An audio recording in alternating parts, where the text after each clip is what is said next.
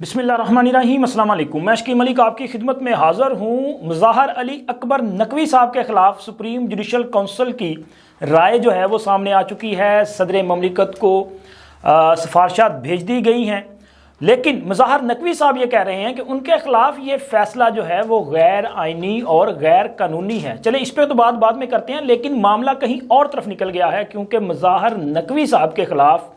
अब नैब ने कार्रवाई का आगाज़ कर दिया है। ना सिर्फ मुज़ाहर नकवी बल्कि और भी कई ऐसे जज हैं कि जिन पर आप इमरानदार जज का जो है वो लेबल लगा सकते हैं। उन सब के ख़िलाफ़ जो है एक खौफनाक किस्म की कार्रवाई शुरू होने जा रही है। आज के वीलॉग में ये एक्सक्लूसिव तफसीलात आपके साथ शेयर करेंगे, और इसके साथ साथ ऐवान सदर में मलका बरतानिया के इस्तकबाल की तैयारियां जो हैं वो शुरू हो चुकी हैं। अब आप सोचेंगे कि क्या मलका बरतानिया जो कि अनजहानी हो चुकी हैं वो कैसे पाकिस्तान के दौरे पे आ रही हैं। तो चलें जी, ये भी आपके साथ मैं जो हकायक हैं वो रखूँगा, लेकिन सबसे पहले जिक्र करेंगे पंजाब असम्बली में क्या कुछ हुआ। पंजाब असम्बली में आखिर इतना हंगामा क्यों बर्पा किया जा रहा है, वजह क्या है? वजह यह है कि पंजाब असम्बली में नए जो अरकान असम्बली हैं उन्होंने हलफ उठाया है, और हलफ उठाने पे ये तूफ़ान बदतमीज़ी बर्पा किया गया है तहरीक इंसाफ वाले या सुन्नी इत्तेहाद कौंसिल वाले या आज़ाद जो हैं, क्योंकि अभी तक यही डिसाइड नहीं हो रहा कि आखिर ये हैं कौन। वो कहते ना किसी घड़े की मच्छी, मतलब इनका घड़ा ही नहीं मिल रहा कि ये किस घड़े की मच्छी हैं, क्योंकि ये कहते हैं कि जी हम तहरीक इंसाफ के हमायत याफ्ता हैं और आज़ाद हैं। फिर इन्होंने कहा कि जी हम सुन्नी इत्तेहाद कौंसिल में शामिल हो चुके हैं, लेकिन अभी तक सुन्नी इत्तेहाद कौंसिल में इनकी शमूलियत को जो है वो अपना शर्फ कबूलियत नहीं मिल सका, क्योंकि इलेक्शन कमीशन ने इनके फ्रॉड को बेनकाब कर रखा है और वो मानने को तैयार ही नहीं है। और इसी तरह ये सुन्नी इत्तेहाद कौंसिल को जो क्लेम करते हैं और साथ ही कहते हैं कि जी हमें मखसूस नशिस्तें अलॉट कर दी जाएँ। अच्छा, ये इनको भी पता है कि कोई ऐसा कानूनी नुक्ता नहीं कि जिसकी बिना पर इन्हें ये मखसूस नशिस्तें मिल सकें, लेकिन तरला ओ पाई जाने,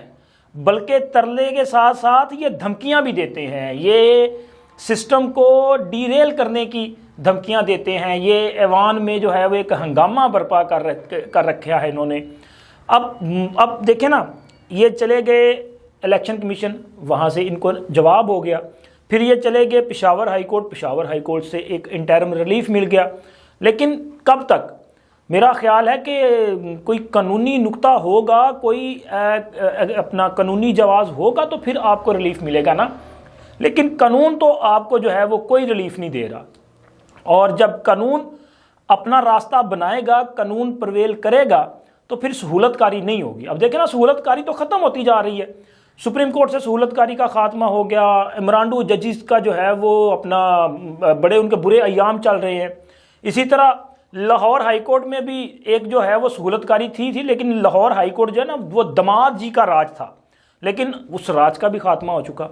क्योंकि लाहौर हाई कोर्ट में नए चीफ जस्टिस साहब आ चुके हैं, हलफ हो चुका है, उन्होंने अपनी जिम्मेदारियां संभाल ली हैं। जनाब chief justice Lahore high court Malik Shahzad Ahmad Khan साहब जो हैं वो आ गए हैं, और अब ये उम्मीद की जा सकती है, बल्कि उम्मीद है और यकीन है कि अब लाहौर हाई कोर्ट में भी सुप्रीम कोर्ट ऑफ पाकिस्तान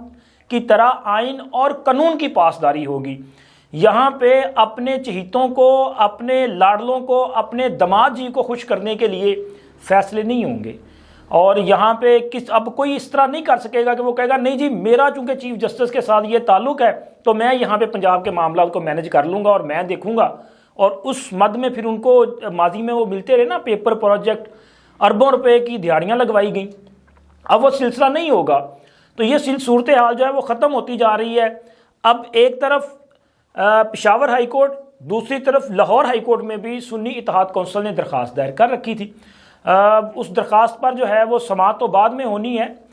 जब ये वीडियो रिकॉर्ड की जा रही है अभी तक समाअत का आगाज़ नहीं हुआ, लेकिन जब आप ये वीडियो देख रहे होंगे तब शायद समाअत का आगाज़ हो चुका हो। अदालत क्या हुक्म जारी करती है ये तो उसके बाद ही पता चलेगा, लेकिन नए अरकान जो हैं जब किसी का नोटिफिकेशन हो गया तो उन्होंने हलफ तो उठाना ही उठाना है। अब आप यहाँ पे तूफान बर्पा करें या आप नाच नाच के घुंघरू तोड़ें, फ़र्क कुछ नहीं पड़ना,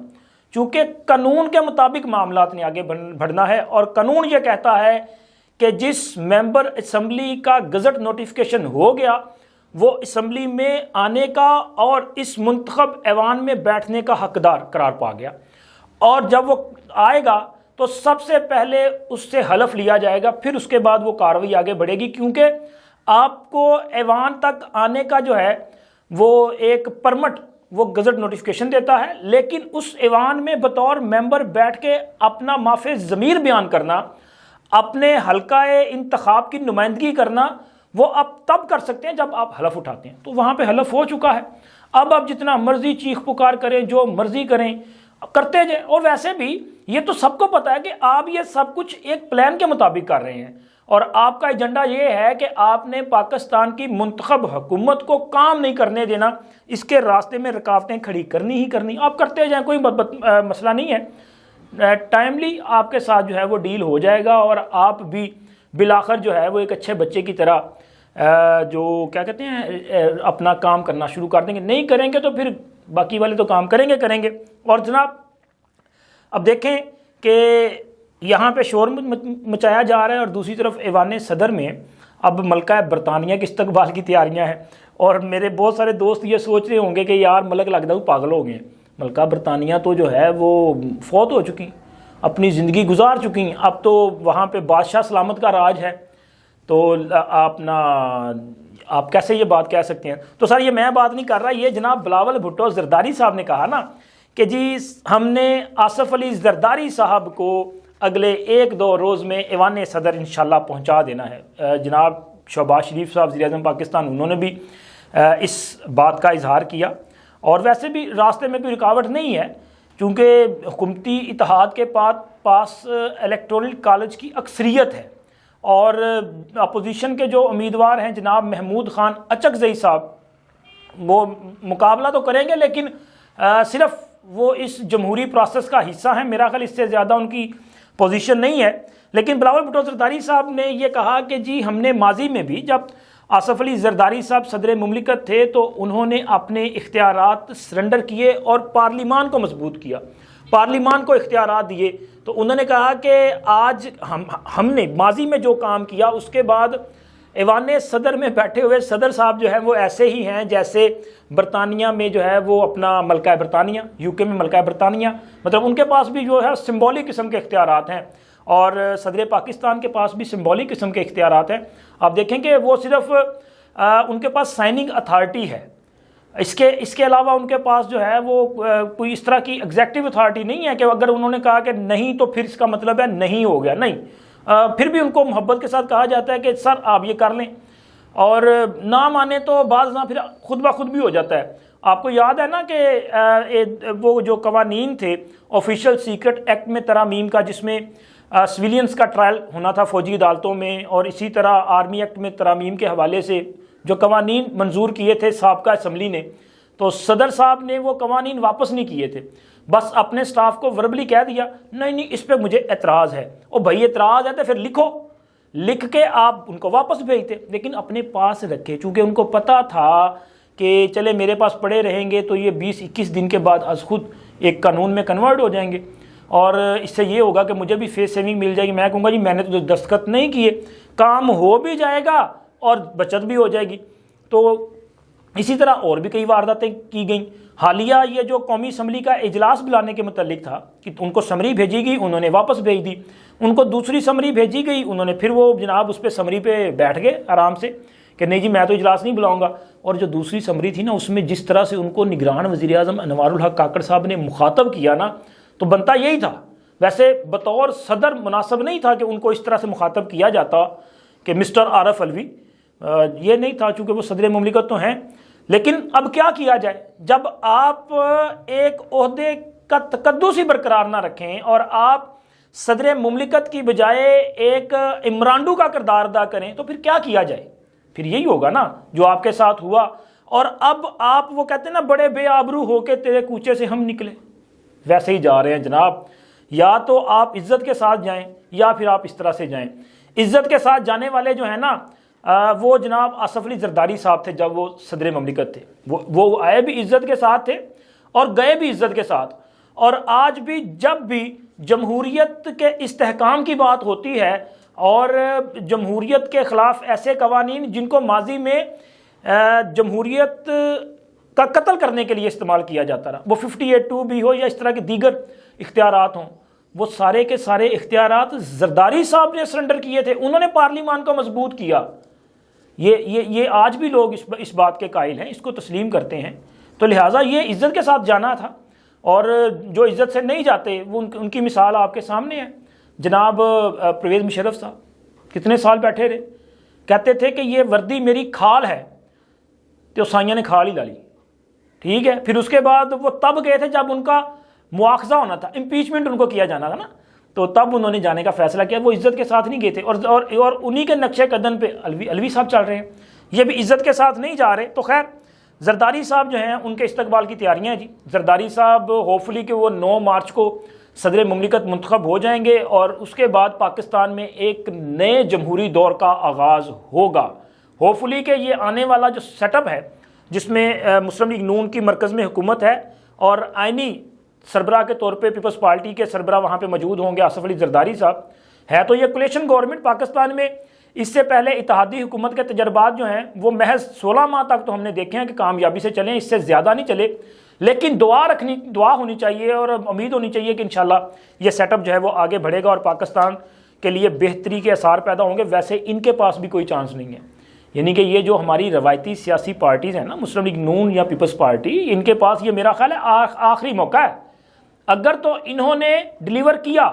انہوں نے ایک دوسرے کا ہاتھ پکڑ کے پاکستان کو آگے بڑھانے میں ایمانداری سے اپنا کردار ادا کیا تو ٹھیک ہے، تو جب ماضی وانگو ایک دوسرے میں ڈیگن کی کوشش کی تھی نا، تو سر ڈگ پھر سارے جاؤ گے، پھر اس کے بعد چانس کوئی نہیں ہے۔ اور جناب اب میں نے بات کرنی ہے مظاہر نقوی صاحب کے معاملے پہ۔ مظاہر نقوی صاحب کے خلاف جو سفارشات آ چکی سپریم جوڈیشل کونسل کی، وہ آپ کے سامنے ہیں، آپ تفصیلات میں نے وہ نہیں آپ کے ساتھ شیئر کرنی، ظاہر ہے کہ وہ انہوں نے کہہ دیا کہ جی ان کو برطرف کریں، لیکن سوال یہ ہے کہ میں نے پہلے بھی کہا تھا اپنے بہت سارے ویلاگز میں کہ یہ تو مستعفی ہو چکے ہیں، تو لہٰذا جناب مستعفی وہ اس لیے ہوئے تھے کہ ان کو خطرہ یہ تھا کہ جناب علی یہ جڑا پیسہ اکٹھا کیتا ہے نکل جائے گا۔ لیکن میں نے تب بھی گزارش کی تھی کہ نقوی صاحب بہت دیر کی مہرباں فیصلہ کرتے کرتے اب مشکل ہے، تو جناب وہی ہوا نا کہ نقوی صاحب کا جو رد عمل سامنے آیا ہے اس کا اگر آپ 1 لائن میں وہ اپنا خلاصہ بیان کریں تو خلاصہ یہ ہے کہ جان جاندی ہے تے جائے، پیسہ نہیں دینا۔ تو جناب علی پیسہ تو پھر بھی جانا ہی جانا ہے، کیونکہ نقوی صاحب کہتے ہیں کہ جی نہ تو جب میں نے استعفیٰ دے دیا تو اس کے بعد ایک جج جب مستعفی ہو جائے تو اس کے خلاف سپریم جوڈیشل کونسل کارروائی آگے نہیں بڑھا سکتی، یہ غیر قانونی اقدام ہے۔ اسی طرح عافیہ شہر بانو کیس میں جو اپیل ہے وہ زائد المیعاد ہو چکی تھی، اس کو نہیں انٹرٹین کیا جا سکتا تھا، تو سر یہ ان کا کہنا ہے۔ لیکن لب لبا یہی ہے کہ جی مجھ سے پیسہ نہ مانگا جائے، میرے یہ جو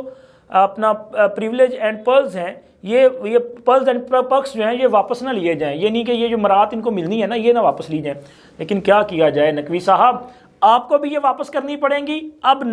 آپ ایسے ہی سمجھیں کہ آپ کا ایک کورٹ مارشل ہو چکا ہے، اب آپ کبھی بھی اپنے نام کے ساتھ جج یا جسٹس نہیں لکھ سکیں گے، آپ کو کوئی مراد نہیں ملیں گی، بلکہ آپ کے خلاف یہ جو